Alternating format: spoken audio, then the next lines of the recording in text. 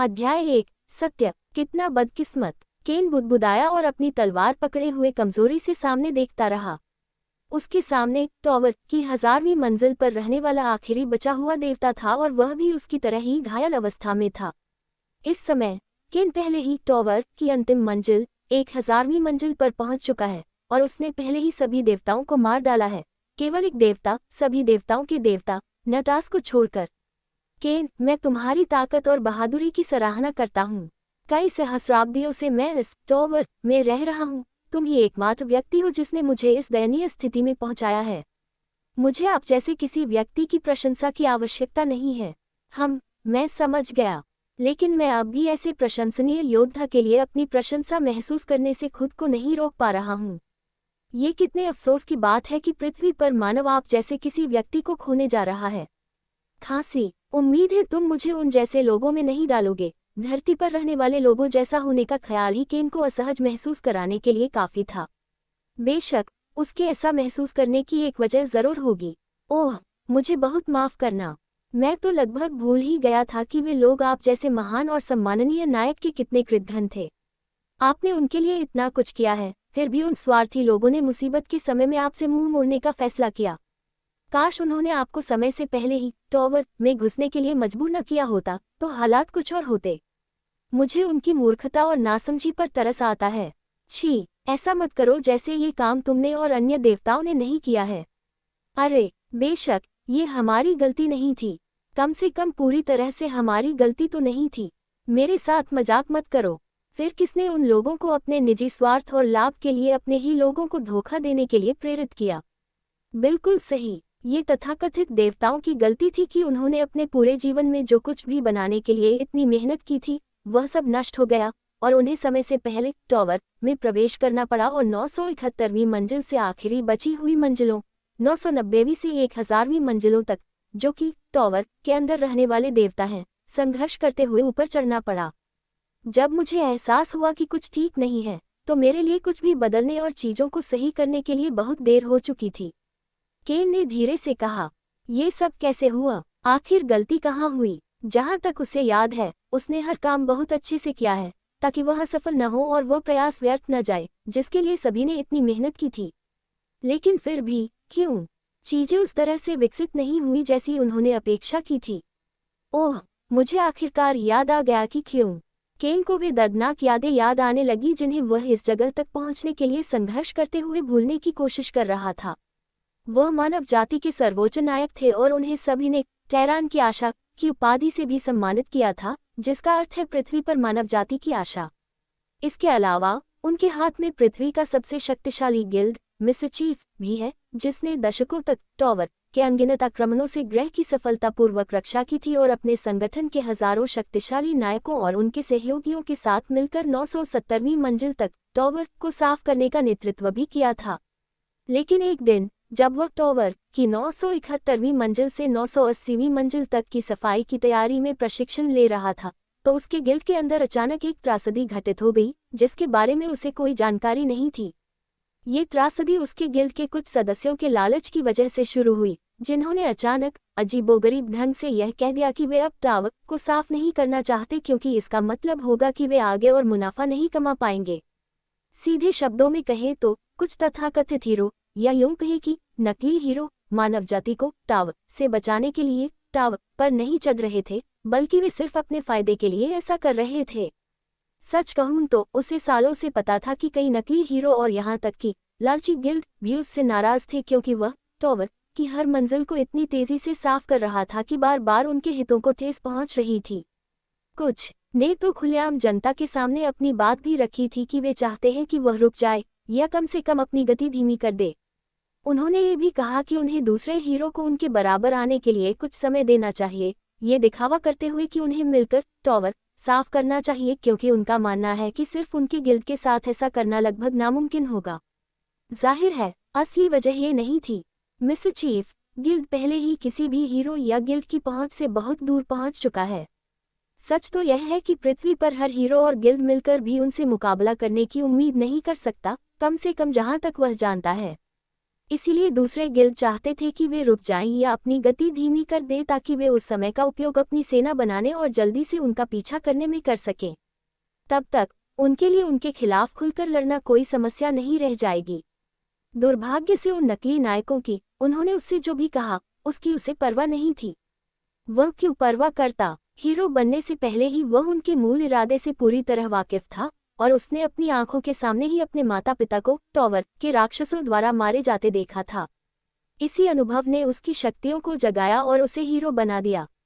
और उस दिन से उसने सबको बचाने और टॉवर को नष्ट करने की कसम खा ली। इसलिए उसे टॉवर की आखिरी मंजिल तक पहुंचने और सब कुछ हमेशा के लिए खत्म करने से कोई नहीं रोक सकता। लेकिन उसने कभी सोचा भी नहीं था कि उसके अपने गिल्ड के हीरो और उसके सहयोगी भी उन नकली हीरो और उन लालची गिल्डों जैसी ही मान्यताएं रखेंगे जिन्हें सिर्फ टॉवर से मिलने वाले मुनाफे की परवाह है। आखिरकार वे इतने समय से उसके साथ लड़ रहे थे और अगर वे न होते तो उसके लिए अकेले टॉवर पर चढ़ना बहुत मुश्किल होता। उसने अपने उन कथित दोस्तों और सहयोगियों पर भरोसा और आस्था रखी, इसलिए वह उनके आगे अपनी पीठ ठोकने से कभी नहीं डरता था। उसने कभी उन पर शक नहीं किया, नहीं कभी उनके विश्वासघात के बारे में सोचा। वह कितना गलत था। अंत में वे आसानी से उस आकर्षक लाभ और लाभ के प्रलोभन में आ गए जो वे टॉवर के देवताओं के साथ गठबंधन करके कमा सकते थे, और इसी बात ने उन्हें न केवल उसके साथ विश्वासघात करने के लिए प्रेरित किया बल्कि अपने ही लोगों के साथ भी विश्वासघात करने के लिए प्रेरित किया। यदि ये देवताओं के लिए न होता तो मैं मानता हूं कि हम देवताओं ने तुम्हारी योजनाओं में सचमुच दखल दिया है, इसीलिए तुम्हारे दोस्तों और सहयोगियों ने तुम्हें धोखा दिया और जब तुमने उन्हें बुलाया तो वे एक बार भी नहीं आए। लेकिन अगर तुम सोचते हो कि तुम्हारे साथ जो कुछ हुआ है उसके लिए सिर्फ हमारी ही जिम्मेदारी है तो तुम बहुत बड़ी गलतफहमी में हो। नटास ने सिर हिलाया। याद रखना, आखिर तक भी तुम टॉवर में नहीं घुसे और आखिरी मंजिल तक अकेले ही लड़ते रहे। मेरी राय में तुम्हारे लिए अकेले यहाँ तक पहुँचना नामुमकिन है, खासकर ये देखते हुए कि तुम्हारी मानसिक दृढ़ता पर बहुत सारी नकारात्मक भावनाओं का गहरा असर पड़ा था। नटास के शब्दों को सुनकर केन की अभिव्यक्ति तुरंत गंभीर हो गई, क्योंकि उसे उन खुशियों और दुखों की मिश्रित यादें याद आईं जो उसने कुछ नए साथियों के साथ बनाई थीं, जिनके बारे में उसने अपने पूरे जीवन में कभी भी यह उम्मीद नहीं की थी कि वे लोग उसके साथ अपने जीवन के अंत तक लड़ने का चुनाव करेंगे। तुम्हारे अपने ही लोगों ने हमेशा उन्हें कचरा और मानव समाज के कैंसर से ज्यादा कुछ नहीं समझा और समझा। उन्हें खलनायक समेत तरह तरह के नामों से पुकारा, लेकिन आखिरकार वे क्रूर, नीच और दुष्ट लोग ही हीरो थे जो तुम्हारी मदद के लिए पुकारने पर खड़े हुए। क्या तुम वजह जानना चाहते हो? नटास ने पूछा, हालांकि वह केन के हाँ या ना कहने पर भी जवाब जरूर देगा। क्यों? क्योंकि उन्होंने ऐसा करना चुना है। इसी तरह जिन वीरों ने आपको धोखा दिया उन्होंने भी हमारे प्रलोभन में आना चुना था। क्या आपको सचमुच लगता है कि हमने आपके उन नए साथियों को, जिन्होंने आपको धोखा देने में आपकी मदद करने का फैसला किया था, लुभाने की कोशिश नहीं की? हमने की थी, और हमने उन पिछले वीरों को शुरू में दी गई पेशकश से भी ज्यादा की पेशकश की, यहाँ तक कि उन्हें हमारे जैसे भगवान बनने का मौका भी दिया। लेकिन अंत में उन्होंने फिर भी आप पर विश्वास करना चुना और अपनी आखिरी सांस तक हमारे प्रलोभन में नहीं आए। नटास की बातें सुनकर केन चुपचाप खड़ा रहा। हालांकि वह असहमत होना चाहता था, लेकिन उसके मुंह से ऐसे शब्द नहीं निकले जो साबित कर सके कि नटास गलत था। और वह ऐसा व्यक्ति भी नहीं था जो सिर्फ कहने के लिए ही कोई जवाब बुदबुदाए। इसके अलावा अपने अंदर गहराई से वह अच्छी तरह जानता था कि नटास इससे ज्यादा सटीक नहीं हो सकता। दरअसल नटास के सवाल का जवाब उसे पहले से ही पता था, उससे भी पहले जब नटास ने उसे समझाया था। उसने बस क्यों पूछा क्योंकि वह अंदर ही अंदर इतना डर रहा था कि उसे यकीन ही नहीं हो रहा था कि वह सही है। उसे किसी और की जरूरत थी जो उसे पहले ही सच बता दे, वरना वह यूं ही इनकार करता रहेगा। सच में ये बहुत मजेदार है, कैसे वह टॉवर में इतनी दूर तक पहुंच पाया, यहाँ तक कि सभी देवताओं को तब तक मार डाला जब तक कि केवल एक ही बचा, जबकि उसके अंदर कई तरह की मिश्रित भावनाएं थीं। अगर कोई और होता तो सिर्फ उसकी कमजोरी ही उसे मुश्किल हालात में अपनी जान गंवा देती। अभी आपकी प्रतिक्रिया देखकर मुझे लगता है कि आपने भी इस बैठक से पहले ही मेरे जैसा ही उत्तर सोच लिया होगा। जैसा कि नटास से उम्मीद की जा रही थी, वह आसानी से सच्चाई को पहचान सकता था। केन ने तलवार को कसकर पकड़े हुए अपने हाथों को घिसा पिटा सा स्वर निकाला। आखिरकार उसे समझ आ गया कि क्यों कुछ लोग बदसूरत सच के बजाय खूबसूरत झूठ पर यकीन करना पसंद करते हैं, क्यों वे कई सालों तक मूर्ख बनने और अपनी आंखें न खोलने का दृढ़ निश्चय करते हैं? क्योंकि जिंदगी में ऐसे पल आते हैं जब खुद को धोखा देना ही उन्हें दर्दनाक हकीकत से बचा सकता है। सच कहूं तो उसे इस सवाल का जवाब उसी दिन मिल गया था जिस दिन उसके साथ आए सभी लोग मर गए थे। उस पल से उसके अंदर दर्द, पछतावे, निराशा और गुस्से की मिलीजुली भावनाएं उठने लगीं और आखिरकार ये सब मिलकर नफरत में बदल गईं। हालांकि जिन लोगों के साथ उसने दशकों बिताए थे और जीवन में कई उतार चढ़ाव देखे थे, उनसे नफरत करने का ख्याल भी उसके लिए आसान नहीं था। चाहे वह कितना भी काबिल क्यों न हो, उसके लिए ऐसा करना लगभग नामुमकिन था। इसलिए वह सच्चाई को नकारता रहा। उनसे नफरत करने से इनकार करने की कोशिश में उसने अपनी सारी दबी हुई नफरत किसी और के सामने जाहिर करने का फैसला किया। और वह कोई और ही था जो संयोग से उसका दुश्मन निकला, जिससे उसे इस जगह पहुंचने के रास्ते में सामना हुआ। वह अपनी नफरत की भावना में इतना अंधा हो गया था कि उसने लगभग हर उस व्यक्ति को मार डाला जिसने उसका रास्ता रोकने की हिम्मत की, चाहे वे कितने भी शक्तिशाली क्यों न हो, और वह टॉवर पर लगातार ऊपर चढ़ता रहा। और इससे पहले कि उसे एहसास होता, वह अब आखिरी बचे हुए देवता नटास के सामने खड़ा है। मन साफ हो जाने के बाद अब केन के मन में केवल एक ही अंतिम प्रश्न शेष रह गया है। अगर आपको कोई आपत्ति न हो तो क्या मैं आपसे एक आखिरी सवाल पूछ सकता हूँ? केन के ऐसा कहने के बाद उसने अचानक अपने दोनों पैरों और बाहों में बड़ी मुश्किल से जोर लगाया और तलवार को जमीन से बाहर निकाला।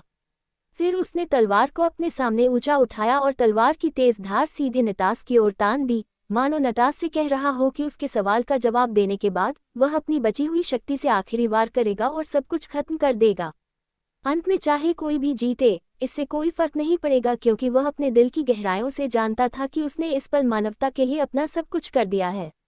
ठीक है, मैं जिस पहले इंसान का दिल से सम्मान करता हूँ, उसके लिए कम से कम इतना तो कर ही सकता हूँ। नटास को केन की इतनी छोटी सी मदद करने में कोई आपत्ति नहीं है। दरअसल वह केन को अगली लड़ाई की तैयारी के लिए और समय देने को भी तैयार था। अफसोस की बात है कि केन अभी सब कुछ खत्म करना चाहता है।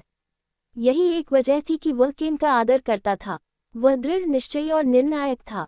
इसीलिए किसी भी देवता ने केन को एक बार भी रोकने की कोशिश नहीं की, क्योंकि उसने जो भी ठान लिया है वह जीवन भर उस पर कायम रहेगा। केवल उसके जैसा व्यक्ति ही उसकी प्रशंसा का पात्र है। आपने और अन्य देवताओं ने उन्हें मेरे साथ विश्वासघात करने के लिए क्यों मजबूर किया? केन ने अब यह सत्य स्वीकार कर लिया है कि उसके सभी मित्रों और सहयोगियों ने उसके साथ विश्वासघात क्यों किया, लेकिन वह अभी भी इस बात से अनभिज्ञ है कि देवताओं ने उन्हें उसके साथ विश्वासघात करने के लिए क्यों मजबूर किया। विश्वासघात के बाद केन खुद से यही सवाल पूछ रहा था। अपने नए साथियों के साथ रहते हुए भी वह इस सवाल का जवाब ढूंढता रहा। देवताओं ने ऐसा क्यों किया? बस उसे समझ नहीं आ रहा था कि क्यों। कहने की जरूरत नहीं कि उसके मन में स्वाभाविक रूप से कुछ धारणाएं थीं, लेकिन किसी देवता से जवाब सुनना ज्यादा बेहतर है। इस तरह उसके लिए सब कुछ ज्यादा स्पष्ट हो जाएगा। केन का सवाल सुनकर नटास के चेहरे पर अप्रत्याशित रूप से एक पछतावा भरा भाव आया। फिर उसने जवाब दिया, शुरू से ही हम देवताओं के लिए सब कुछ बस मनोरंजन का एक जरिया था। हम ऐसे नायकों की तलाश करते हैं जो हमें अपनी पसंद के हों और फिर उन्हें और मजबूत बनाने के लिए उन्हें प्रायोजित करते हैं। जब वे काफ़ी मजबूत हो जाते हैं तो हम उन्हें और भी ज़्यादा मनोरंजन के लिए मिशन देते हैं, जैसे शक्तिशाली राक्षसों का वध करना, दूसरे नायकों से मुकाबला करना और यहाँ तक कि कुछ लोगों को मार डालना। ये सिलसिला कई सालों तक चलता रहा और हमें लगा कि इस बार भी हो सकता है कि तुम्हारे और हमारे बीच ऐसा ही चलता रहे। हालांकि जब आप कुछ नायकों को 900वीं मंजिल तक ले गए तो हालात बदतर होने लगे। उस समय हम देवता आपको सिर्फ मनोरंजन का साधन नहीं बल्कि अपने सिर पर लटकी तलवारें समझते थे, जिनके बारे में कोई अंदाजा नहीं था कि कब वे अचानक गिरकर हमें मार डालेंगी। इससे भी ज्यादा डरावनी बात यह थी कि ये हथियार हमने ही बनाए थे और उन्हें सीधे युद्ध में हमारी ओर आने का मौका दिया था। और मानो इतना ही काफी नहीं था, हमारे द्वारा प्रायोजित कुछ नायकों ने आपके प्रभाव के कारण हमारी आज्ञाओं को सुनना बंद कर दिया। उन्होंने तो हमें खुली चुनौती देने का भी साहस किया कि वे उसी ईश्वर के अधीन रहने वाले अन्य नायकों से भी ईश्वर की कोई भी आज्ञा न मानने को कहें। उस क्षण से हम समझ गए कि यह अब ऐसी बात नहीं रही जिसे हम यूं ही हल्के में ले सके, और इसी कारण से सभी देवताओं ने आपके बारे में चर्चा करने के लिए एक बहुत ही महत्वपूर्ण बैठक आयोजित करने का निर्णय लिया। बैठक के अंत में ये निष्कर्ष निकाला गया कि आपकी कार्रवाई सभी देवताओं के लिए युद्ध की घोषणा थी और इससे पहले कि बहुत देर हो जाए तुरंत जवाबी कार्रवाई की आवश्यकता है। दूसरे शब्दों में कहें तो अब यह अस्तित्व की लड़ाई बन गई है। तो तुमने ये कैसे किया? केन खुद को रोक नहीं पाया और नटास को एक और सवाल पूछ बैठा, क्योंकि उसे वाकई उत्सुकता हो रही थी कि देवताओं ने अपने दोस्तों और सहयोगियों को मनाने के लिए क्या क्या तरीके अपनाए होंगे। मुझे पता है कि मैंने तुमसे बस एक आखिरी सवाल का जवाब मांगा था, लेकिन मैं जानना चाहता हूँ कि तुम देवता मेरे जीवन के सबसे करीबी लोगों को भी मुझसे विश्वासघात करने पर कैसे मजबूर कर पाए। कोई बात नहीं, मैं तो तुम्हें इसके बारे में बताने ही वाला था। तुम्हें सच जानने का हक है। नटास ने हाथ से इशारा करते हुए कहा कि यह कोई बड़ी बात नहीं है। उसने आगे बताया, दुर्भाग्य से तुम्हारा प्रभाव इतना ज्यादा था, न सिर्फ सभी नायकों पर बल्कि आम जनता पर भी, इसलिए हम जानते थे कि तुम्हें हराना आसान नहीं होगा, खासकर ये देखते हुए कि हम टॉवर के अंदर अपनी अपनी मंजिलें नहीं छोड़ सकते। और जैसा कि हमने उम्मीद की थी, हमें दूसरे नायकों की मदद लेने में कई मुश्किलों का सामना करना पड़ा। उन्हें बलपूर्वक मनाना बेअसर साबित हुआ क्योंकि वे सिर्फ आपके नाम का इस्तेमाल करके ही हर बातचीत में हम पर भारी पड़ जाते हैं। नहीं, हम उन्हें वस्तुओं या शक्ति का इस्तेमाल करके आसानी से लुभा सकते हैं। आखिरकार वे ये चीज़ें बस टॉवर में ऊपर चढ़कर ही हासिल कर सकते हैं। लेकिन जैसे जैसे हम उनसे बातचीत करते रहे, हमें धीरे धीरे उनके लालच की पूरी हद का पता चलने लगा, जिससे हम उसका फ़ायदा उठा पाए। हमने खलनायकों से शुरुआत की, ये सोचकर कि उनके दुष्ट स्वभाव के कारण उन्हें लुभाना आसान होगा। हालांकि हमें जल्द ही एहसास हुआ कि हम कितने गलत थे जब हमें पता चला कि उनमें से काफ़ी संख्या में खलनायक तो तथाकथित नायकों से भी कहीं ज़्यादा महान थे, और उन्होंने आपस में मिलकर जो समाज बनाया था उसे तोड़ना बेहद मुश्किल था, क्योंकि पदानुक्रम के शीर्ष का पालन न करने का नतीजा मौत है। उस खोज को ध्यान में रखते हुए हमने सभी खलनायकों को मनाने की बात भूलकर उन नकली नायकों पर ध्यान केंद्रित करने का फैसला किया। आप समझ रहे हैं न? सच कहूं तो जब तक हमें उनके लालच की हद का पता था, उन्हें मनाना काफ़ी आसान था। लेकिन उनकी मदद के बावजूद हमें अभी भी पता था कि यह तुम्हें हराने के लिए पर्याप्त नहीं होगा। तो उन नकली नायकों का इस्तेमाल करके हमने धीरे धीरे उन लालची संघों से संपर्क बनाना शुरू कर दिया, जिनके बारे में हमें पहले से ही पता था कि वे तुमसे नफरत करते हैं। उन्हें लुभाना थोड़ा मुश्किल था, कम से कम कहने के लिए, लेकिन जब तक समझौते में तुम्हें हराने में उनकी मदद करना शामिल था, वे सभी बिना किसी हिचकिचाहट के हमारे पक्ष में आ गए। नकली नायकों और लालची संघों जो तुमसे नफरत करते थे को अपनी तरफ लाने के बाद अब हमारे आखिरी निशानों यानी तुम्हारे संघ के नायकों और तुम्हारे सहयोगियों को मनाने का समय आ गया था। हम जानते थे कि जब तक हम उनमें से कुछ को अपनी तरफ नहीं कर लेते और हमारी मदद नहीं कर लेते, भले ही हमारी जीत पूरी तरह से सुनिश्चित न हो, हम कम से कम तुम्हें रोक तो सकते ही हैं और अपने लिए और समय भी जुटा सकते हैं। फिर हम उस समय का इस्तेमाल बाकी मंजिलों पर और भी मजबूत सेनाएं तैयार करने में करेंगे, ताकि तुम्हारी बची हुई सेना को टावर पर चढ़ने से रोका जा सके। दूसरे शब्दों में, चूंकि हम जो खो चुके हैं उसे वापस नहीं ले सकते, इसलिए हमारे पास कोई और विकल्प नहीं है सिवाय इसके कि जो बचा है उसे बचाने के लिए हर संभव उपाय अपनाएं। सच कहूं तो बहुत कुछ स्वीकार करने के बाद हम आप जैसे लोगों से मदद मांगने के लिए बस यही मांग रहे थे, लेकिन हमें यह उम्मीद नहीं थी कि वास्तव में आपका संघ ही हमसे पहले संपर्क करने का निर्णय लेगा और बातचीत में हमें ऊपरी हाथ भी देगा। मानो चाहे जो हो जाए, हम उसे स्वीकार कर लें।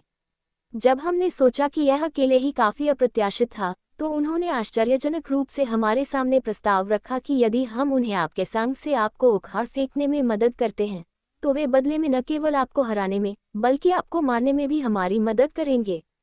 ओह, और बस इतना ही नहीं, क्या तुम्हें पता है कि उन्हें हमसे संपर्क करने का आदेश किसने दिया था? नटास का पछतावे से भरा चेहरा थोड़ा उदास हो गया, क्योंकि वह जानता था कि यह खुलासा केन के लिए कहानी का सबसे दर्दनाक हिस्सा होने वाला है। कार्यकारी केन ने अपने दोस्तों और सहयोगियों के विश्वासघात के बारे में जानने के बाद यही सुना था। जब गिल्ड के सदस्य अपनी अलग अलग मान्यताओं और लक्ष्यों को लेकर आंतरिक कलह में थे, तो ये कार्यकारी अचानक गायब हो गए। और जब वे कई दिनों तक गायब रहने के बाद लौटे, तो उन्होंने अप्रत्याशित रूप से पूरी दुनिया के सामने अपने बारे में कुछ मनगढ़ंत कहानियां सुना दी, जो उसे सकते में डालने के लिए काफ़ी थी। एक ही दिन में वह सबसे बड़े नायक से सबसे बड़े खलनायक बन गए, यहाँ तक कि उन्होंने उस नंबर 1 खलनायक को भी पछाड़ दिया जिसने वर्ल्ड लीडर्स अलायंस के 4 संगठनों को तबाह कर दिया था। और इससे भी बदतर बात यह थी कि उन चौंकाने वाले खुलासों की घोषणा के कुछ ही दिनों बाद कुछ कार्यकारी अजीब तरह से मर गए और सारा दोष उन पर मर दिया गया। ऊपर से देखने पर तुम्हारे गिल्ड के अधिकारियों ने ही तुम्हें धोखा दिया था। लेकिन सच तो यह है कि वे असल मास्टरमाइंडों द्वारा इस्तेमाल किए गए औजारों से ज्यादा कुछ नहीं थे। नटास ने सिर हिलाकर कहा कि यह इतना आसान नहीं था। बिना कुछ कहे उसने खुलासा किया, हर चीज के असली मास्टरमाइंड तुम्हारी पत्नी इसाबेला और उसके पिता वर्ल्ड लीडर अलायंस के अध्यक्ष निकोलस थे। तुम्हारी पत्नी निकोलस की बेटी थी जिसे उसने चुपके से तुम्हारे साथ बिठाया था और जिसका असली मकसद शुरू से ही यही था कि अगर तुम कभी उनके नियंत्रण से बाहर हो गए या अपना मकसद पूरा कर लिया तो वह तुम्हें मार डालेगा। मानो उसकी पूरी दुनिया उस पर टूटकर गिर पड़ी हो। केन का शरीर एकदम से कमजोर पड़ गया और उसने तलवार छोड़ दी जिसे उसने अभी कुछ देर पहले कसकर पकड़ रखा था। लेकिन इससे पहले कि उसका हथियार उसकी उंगलियों से दूर जा पाता, एक रहस्यमयी शक्ति ने उसे अचानक ऊपर उठा लिया ताकि वह उसे फिर से पकड़ सके। अगले ही पल उसकी आंखें अविश्वास से चौड़ी हो गईं क्योंकि उसने नटास को देखा जो कुछ ही दूरी पर खड़ा था, तुरंत उससे बस कुछ इंच की दूरी पर प्रकट हुआ, जबकि उसके होठों से अब धीरे धीरे खून बह रहा था जो अजीब तरह से राहत की मुस्कान जैसा लग रहा था। जैसे ही उसने धीरे धीरे अपने हाथों की ओर देखा, उसने पाया कि उसकी तलवार ने अब नटास के दिल में छुरा घोंप दिया है, जिससे घाव के छोटे से छेद से सुनहरे रंग का खून बह रहा है। क्यों? केन को विश्वास नहीं हो रहा था कि उसकी आंखों के सामने क्या घटित हुआ। अभी इस बारे में बात करने का सही समय नहीं है, नटास ने केन के कानों में फुसफुसाते हुए कहा, इससे पहले कि वे दोनों सफेद रोशनी में ढक जाते। वाह!